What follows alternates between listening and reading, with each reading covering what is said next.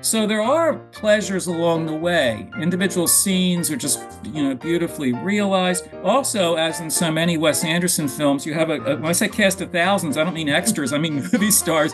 There's so many names we could give. That would take 10 minutes alone of people who pop up in small roles. You even get Bill Murray as God, right? I mean, you get all of that here. Welcome to At the Movies with Mike and Marie, a show where two film professors talk about movies. I'm Marie Westhaver. And I'm Mike Giuliano. And today we're going to talk about F1 and the Phoenician scheme, starting with F1. So, Mike, this is I think, the big breakout summer movie, but I want to start with the fact that it's called F1 for Formula One, and there's a formula going on here. So, do you want to start there with the fact that it is, in some ways, it's Top Gun on the ground?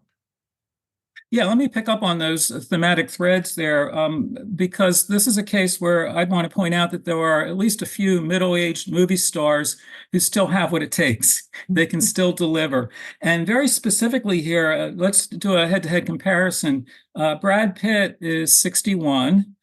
Tom Cruise is 63, so they're getting into those middle years and then beyond. And yet, these guys still are real movie stars. Even more specifically, let's do another matchup. Director Joseph Kosinski and producer Jerry Bruckheimer. They were the team, if you will, responsible for Tom Cruise's Top Gun Maverick in 2022. So they proved there that, give Tom Cruise, a motorcycle and whatever else he needs, and he'll get business done. He'll do his own stunts to boot.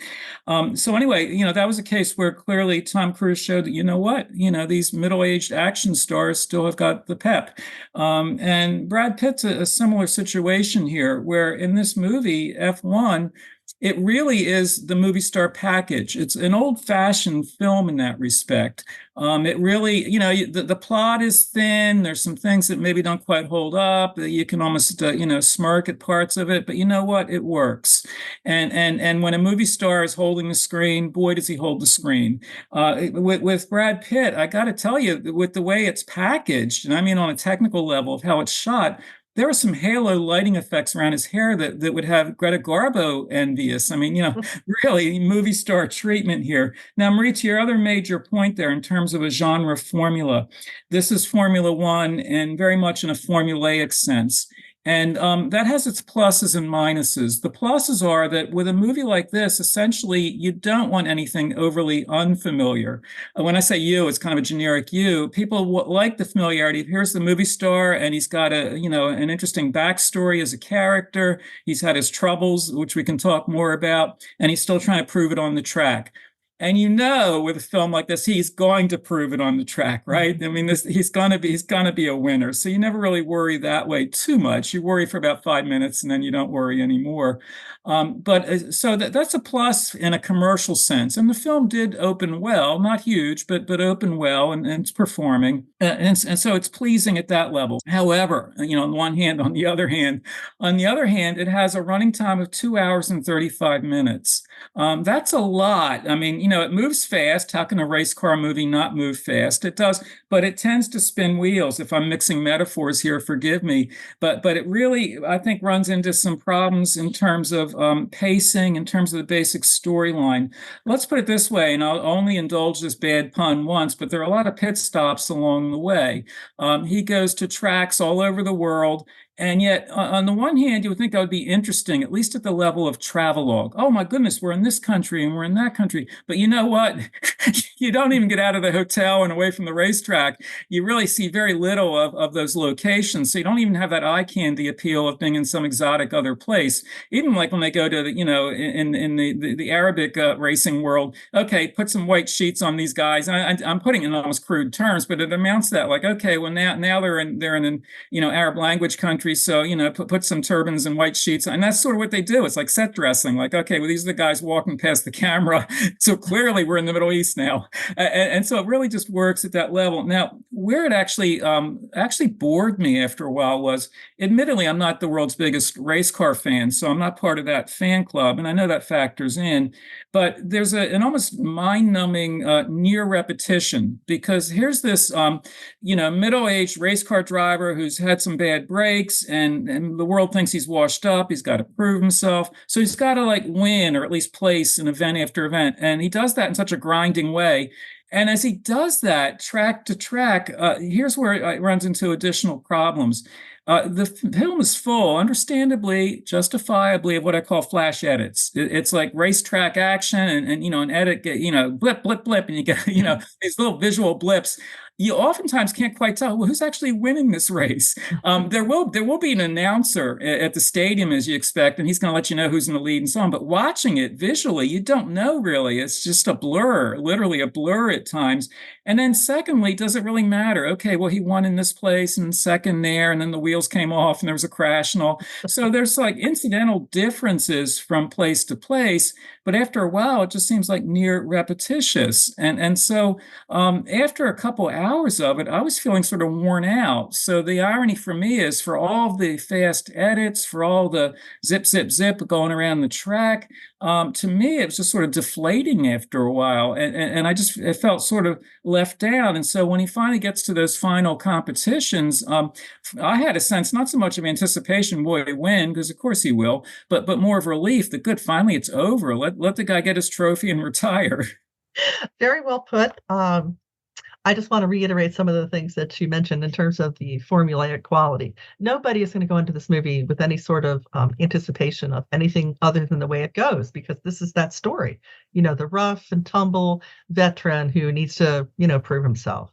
The losing team, of underdogs, and, the young hotshot, and, he's going to learn something from the older guy. The older guy is going to learn something from the younger guy.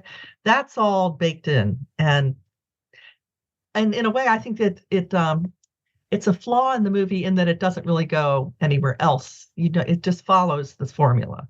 But it's obvious that that's not what the movie's about. The movie is about watching all of the cars racing. And one thing I think they did very well is they made it seem, until, like I got kind of ground down after 2.5 hours. Formula One racing is not that interesting to watch if you watch it on TV. It's really not that interesting. And it goes on and on and on. But they did make it look exciting, because it was like they put you in the car. And those moments I thought were really effective, because I never want to drive that fast. But for a few moments, you felt like you were. Well, you make a good point. And in fact, that's an attribute of race car movies. You can go back to John Frankenheimer's Grand Prix in 1965, other movies like Rush and Ferrari and Days of Thunder. And what those films have in common oftentimes is, very smartly on a technical level, they put you in the driver's seat. And that can be sort of an exhilarating thing, because like in real life, I don't drive that fast, but vicariously it's kind of fun to do that. But again, when the movie goes on and on that way, it's like, okay, I get it. I've been in that seat already. I'm going to take the MTA bus next time. I don't, you know what I mean? Like, it's just too much of that. And then what happens is, when that starts to wear thin visually and thematically, you're left with the story. Now, it is as formulaic as we keep saying. What saves it to some extent is the fact that these are likable characters. Damson Idris, who plays the young hotshot, is going to go up against him. They're going to be like frenemies for a while and then eventually friends. Yes, but that, even though it's a totally predictable character arc, it's enjoyable as you watch it. When you see their resistance to each other wearing down, and they're going to really look out for each other. Yeah, it does tug at the heartstrings that way. And it's got a kind of like macho aesthetic, where they're these tough, swaggering guys, but they're really soft inside, right? And they're going to like each other. And so, yeah, that's satisfying. Maybe not as satisfying as a quasi-romance with Carrie Condon's character, Kate. She's part of the race car team.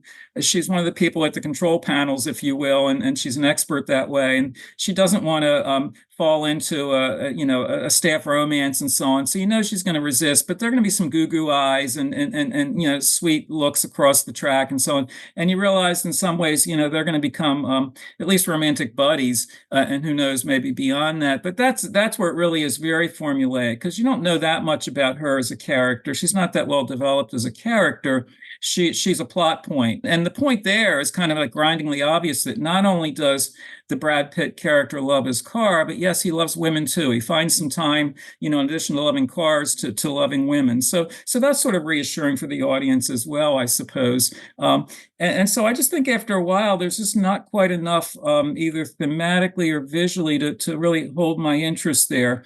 And again, I think it falls into what is a very familiar pit to fall. So I keep using the word pit. It's a familiar pit to fall into here, namely, so many movies, and not just superhero movies, but so many action movies operate on another formula, or the same formula that more is better.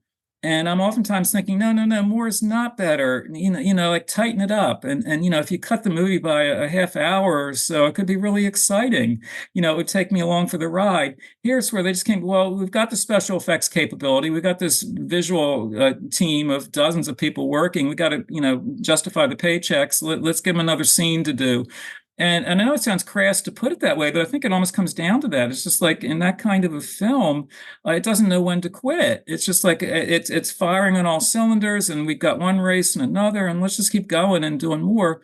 But I think audiences, though they're acclimated to long films, at some point need to have justification for it. Like, well, why is a film like this, which plot-wise is really thin, why is it going on and on like this? So I won't go on and on anymore. I turn it back to you. Well, one thing that is interesting about Formula One is that you make your own car. So the Carrie Condon character is the designer of the car, but they don't really get into the fact that every single team gets to build their own car. You start off with a basic chassis, and then you snap on pieces that you have just designed to be aerodynamic. And I think that's the problem with this movie, is it's snapped on too many things. It just could not stop itself from using everything, and more is more. Having recently had my car serviced, I was thinking about this. Like, I want to have a pit stop like he does. You take it in for something, and they change the tires in 20 seconds and everything, and you're on the road again, right? That's what I want. I don't want to be sitting in some waiting room. I want a 10-second wait.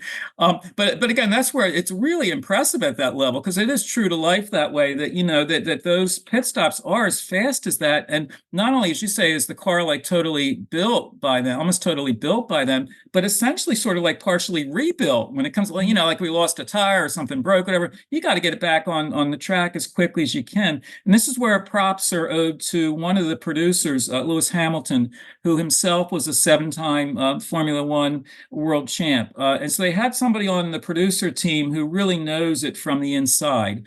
And at that level, even though, as I keep saying, it's not my sport, it is totally credible, and the details are there as to how a team like that would work on the track and then up in the booth, all of that. So if you are a Formula One fanatic, you'll probably already seen the film. You'll certainly want to, because it really, as far as I know, as a layman, it really gives you great detail that way. But it could give additional detail. To your point, Marie, again, I'm not much under the hood of a car, but it would be interesting to get a keener sense of exactly how they take the basic chassis and then, in a sense, build their own cars, right? The Carrie Condon character is part of the team that actually designs the cars for them. I wouldn't mind knowing a little bit more about that. I don't want a 3-hour movie, don't get me wrong, but wouldn't you like to have a few scenes where they really went into the, like, rather than taking it to another racetrack, take us into the garage, if you will, and have the guy explain why, well, if you sculpt it over here and if you trim it over there, you can gain so much. There's a little bit of that in the film, but I think the techie in me would like to know more.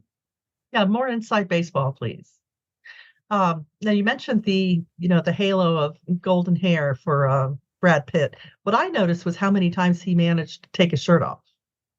And he has all of these really unconvincing tattoos, and you see him in this bath of ice water, and I'm thinking, those tattoos are so coming off in the water.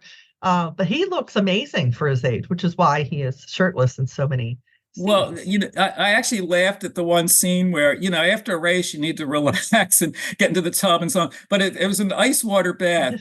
And the way and this movie is adamantly PG-13, so I don't want to suggest otherwise. But the way that's shot, it's like a big tease, isn't it? Like, well, now Brat will not only take off his shirt, but he's in the ice water there.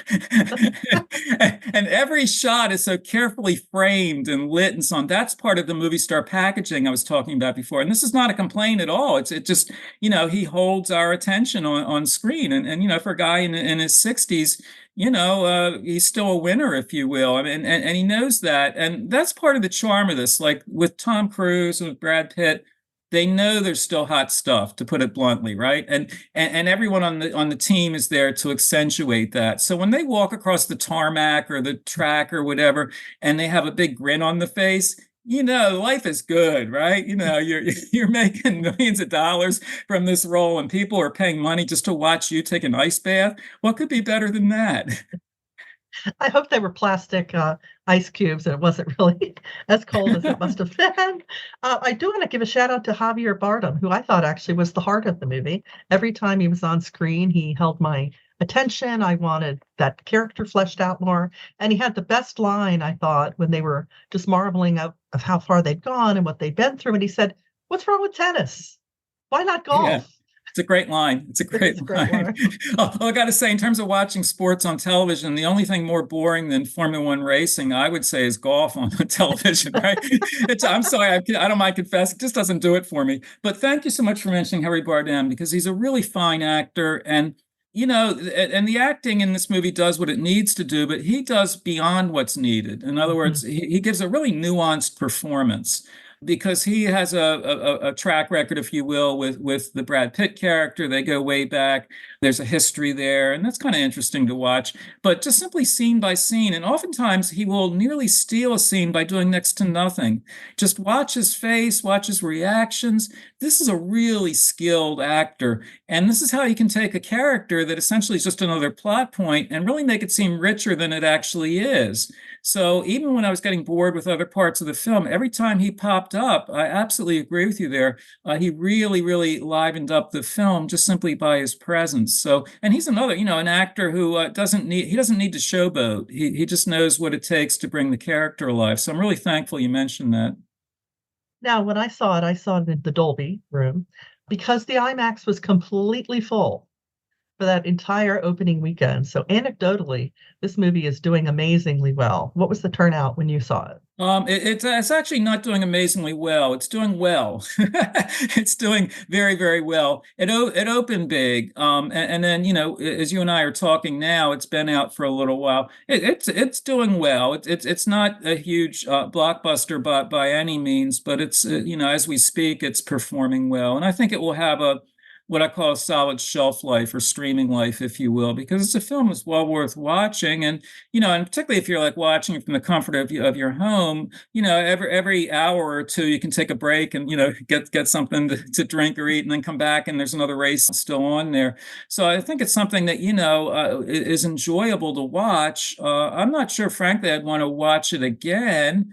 There are certain scenes in it that are really exciting, but I really don't want to sit down and watch another 2.5 hours of it, because even before I watched it the first time, I knew how it was going to end, and now for sure I know how it's going to end. So I don't need to sit through that again. But if I were to watch it again, it would be on a technical level, because it is like impressively well made, from that standpoint, and also, Javier Bardem. I mean, he's just a pleasure to watch. Yeah, I think in some ways, he was the star. I will also say that, it's a guilty pleasure that people like to watch these kinds of sports because you're waiting for the big crash. And I will say and it does show you a pretty spectacular crash. Yeah, and that's actually an interesting sociological point. Like, well, do we want to see that or not see it? Well, yes, we want to see it. So it's like, if you're driving down the highway and you see a bad accident on the other side of the road, how do you respond to that? Should you look or should you not look? And if you look, is that part of your entertainment for the day? It's a sort of ghastly thing to say out loud, isn't it? But the extent to which that kind of rubbernecking is certainly not just an American phenomenon, but just simply, the accident scene, if you will.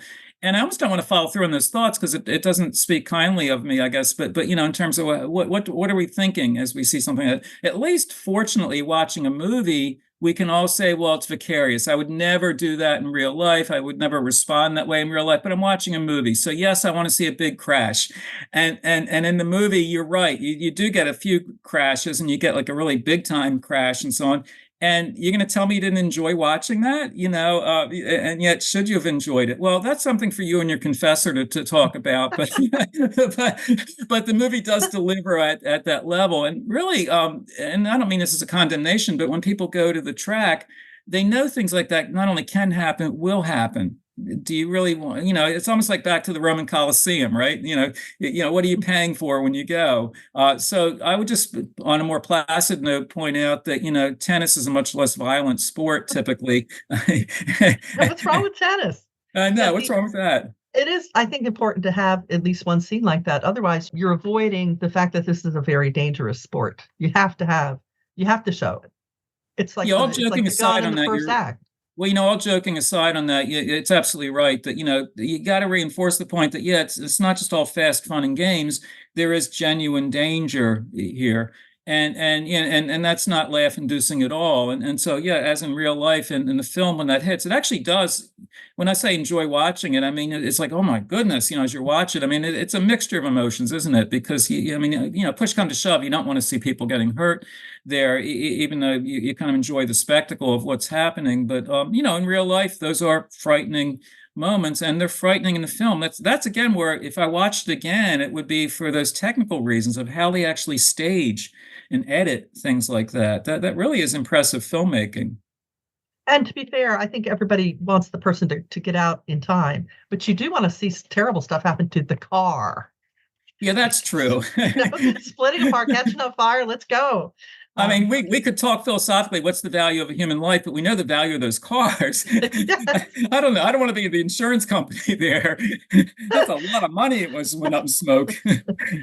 Well, you mentioned editing, so that actually brings us to a good segue to move over to our second movie, The Phoenician Scheme, which is Wes Anderson. I love Wes Anderson. I love the way he crafts every scene almost like a dollhouse. Everything is, perfectly blocked. There's an incredible amount of details. It looks exactly like a Wes Anderson movie, but the movie itself, talk about problems with the plot. I just kept losing the plot. And then I was just saying, well, never, who cares? Who cares? It's Wes Anderson. It's like going to a museum. You're there to kind of look at it more than interact with it. What do you think, Mike? Yeah, if we were to give a plot summary, it would take us 10 to 15 minutes just to give a plot summary, and it still wouldn't add up to much, right? It would just be a lot of incidental details and this and that. And I think that's a major problem here in terms of the Phoenician scheme. Yes, I could recapitulate what's essentially about in terms of this mogul played by Benicio del Toro and his family relations and his business relations and all that, but yada, yada, yada. It doesn't really add up to much. And I don't have as much enthusiasm for Wes Anderson as you do. I've got more mixed feelings. And to the very point you're making, that again at the level of craftsmanship, he's superb. Every scene is a well sculpted gem. It's in terms of the production design, the lighting, just the craftsmanship there. It's really something. And yet, what happens here has happened in other films of his, but I think this is like an extreme case here, where an individual scene is just really beautiful to behold and just is so impressive.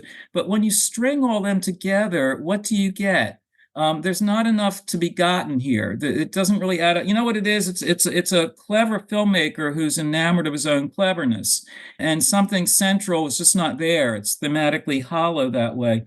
So there are pleasures along the way. Individual scenes are just beautifully realized. Also, as in so many Wes Anderson films, you have when I say cast of thousands, I don't mean extras, I mean movie stars.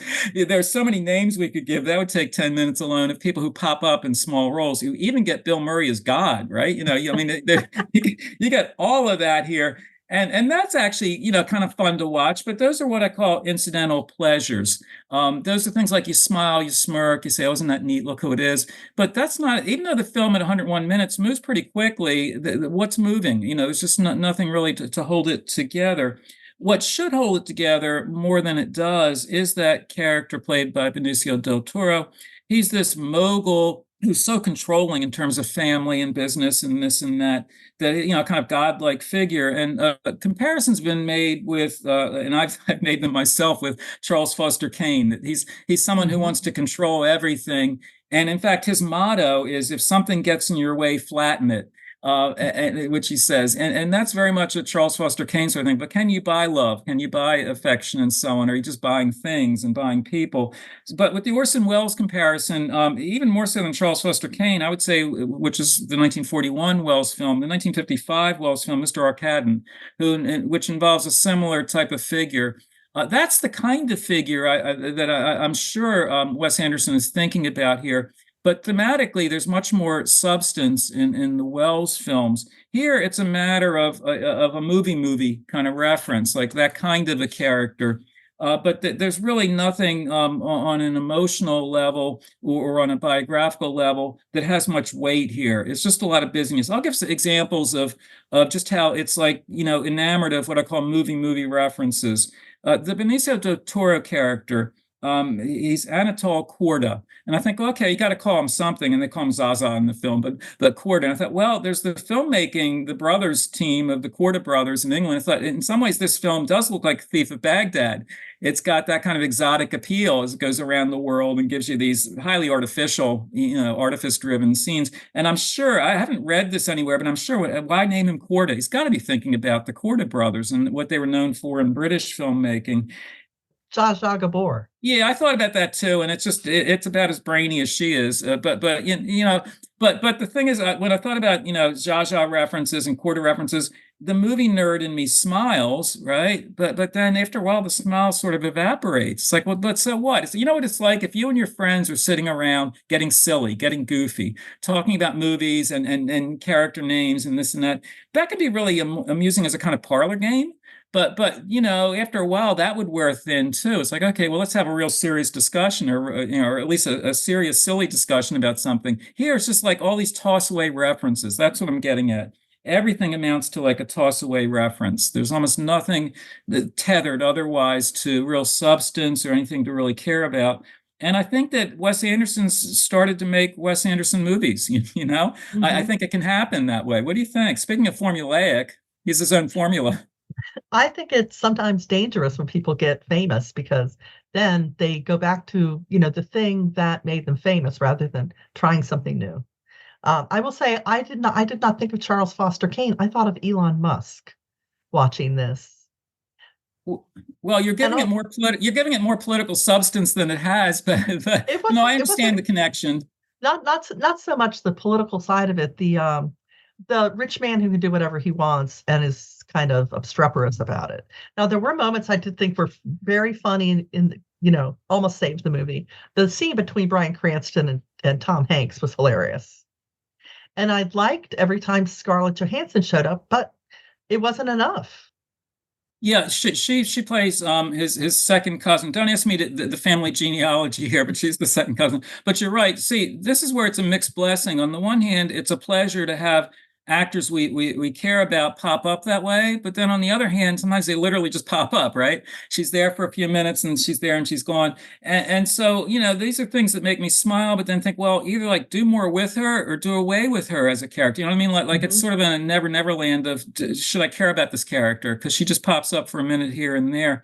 Another instance of that, and it had me laughing as I was watching it actually, is Michael Cera plays a tutor who's meant to be Norwegian. He's got the world's worst Norwegian accent. To me, he sounded more like Peter Sellers' Dr. Strangelove, and it actually didn't even bother me. I was just amused by it. I thought, well, once you get into movie land, why not? Have him talk that way. Who cares if it's not a genuine Scandinavian accent? It's a movie accent, and that's the level of performance here. They're showboating, but that's what they're being called on to do, right? But you're right when you mentioned scenes that work well. Certainly, Tom Hanks and Bryan Cranston. I mean, you have some good casting as you would expect in a Wes Anderson film, and these people want to work with them, and they know they're in for a good time. You can imagine they must have had a lot of fun on the set, right? This is one of these movies where you think they had to be having a great time making it. I'm having a less great time watching it, but they must have had a lot of fun making it. Well, I will give it this. It does feel original in that it does not feel like a lot of movies that I feel were decided upon by corporations and focus groups and algorithms. I mean, it is a mess, but it is an original mess. I think perhaps though, what Wes Anderson needs to do is turn all of these ideas into coffee table books. What do you think? Well, you make really good points there that, it's auteur driven and there's much to admire in him as an auteur, but so much of it is just simply the cleverness of it, the look of it, that it is, people talk about his films in terms of like a pop-up sensibility, like a pop-up book or something, or a coffee table book. And yes, there's real visual pleasure in all that. But I think what I would appreciate would be if he actually took all that knowledge and all that skill, and not to ask to make some super serious movie, but like really turn it to advantage somehow so that you have fully fleshed out characters and a storyline and thematic material. And yeah, if you want it to be Elon Musk, okay, let it be Elon Musk, whatever, but to do something with it. Here it just seems like, like a parlor game where he's having fun. And then, okay, it is impressive as fun, but you know what? He's had other films that were more fun. And I think if you look at the resume there, he's certainly got the skill set. If he really like finally totally focused on something, and he's done it before to some extent, but I mean, in the future, looking ahead, to take everything he's done and think, okay, well, I know I can make people smile, and I know I can get everyone to show up for a cameo, but let's have a point here. Let's have something thematically with a point. And I'm not being long faced with this, and it's super serious, but have fun. Yeah, make it be silly, but silliness also can have some shape and some form and some purpose. Well, he is the king of mise en scène, but hopefully next time he'll give us more. But that brings us to the end of this episode. But don't forget to check out our other episodes at atmhcc.podbean.com. And we'll see you next time at the movies. See you then.